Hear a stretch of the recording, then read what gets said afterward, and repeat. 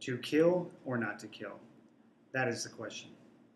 Hello, I'm Matthew Miller, and today I'm here to talk about why lethal injection is wrong, and in fact, inhumane. Today I'm going to be talking about three topics: the cost savings for just leaving an inmate in prison for the rest of their life, some of the steps that they use to carry out these lethal injections, and lastly, I'm going to be telling you a little short story about something that just happened a few weeks ago. You probably grew up being told an eye for an eye, right? Well, after I talk about some of the facts and some of the numbers, it may get you thinking differently. Lethal injection is wrong and pointless, and has been proven that there is no need for it. AmnestyUSA.org gave me insight into some insane statistics. Death row can and has claimed many innocent lives.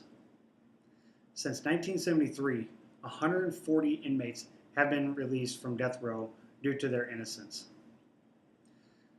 The 2008 FBI data shows that 14 states that do not have death row have lower homicide rates than the states that do have death row.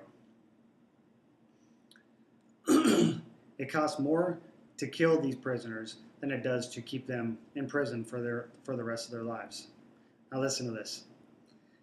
In California, they currently are spending $137 million a year on death row. Without the death penalty, the cost for the same prisoners would be $11.5 million. Now, that's $125.5 million savings. It doesn't take a genius to figure out that it's just not worth keeping death row around. But I want to talk about some of the steps that they use to carry out these lethal injections. According to deathpenalty.org, Nazi Germany was the very first country to use lethal injection. And if you've ever been to a history class, you know that almost all of these people that had lethal injection were innocent. But I'm going to talk about some of the steps that they use to carry out these lethal injections. Now, the first step, they lead an inmate into a room and strap him down to what looks like to be a bed. The second step, they insert an IV into their arm, just like if you went to a hospital and had an IV put into you. The third step, they administer 3 different drugs at different stages. The first drug sedates the inmate, just like if you have ever been put under because you've had to have a surgery.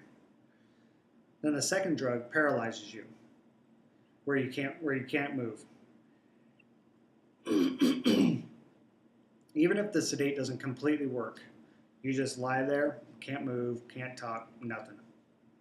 Lastly, they administer the final drug.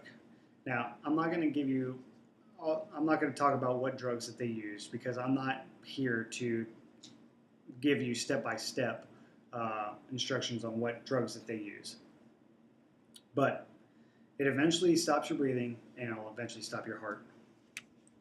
Now, I want you to please listen to this story that I'm about to tell you. The Huffington Post just ran an article a few weeks ago on May 1st, 2014, talking about a botched lethal injection. In Oklahoma, inmate Clayton Lockett was put to death by a lethal injection. Simple, right? Wrong. No. Mr. Lockett laid there he had to lay there, eyes open and unable to move or unable to speak. He convulsed on the table for nearly 3/4 of an hour. Mr. Lockett endured agonizing pain for 43 minutes before he finally passed away. Not due to the drugs, but he died simply of a heart attack.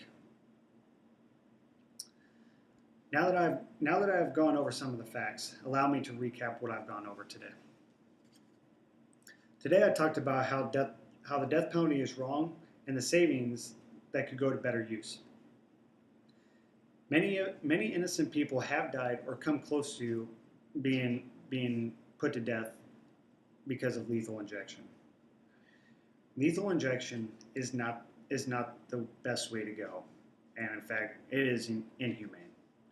Now, I want you all to think about it. All right. Thank you. Have a great day.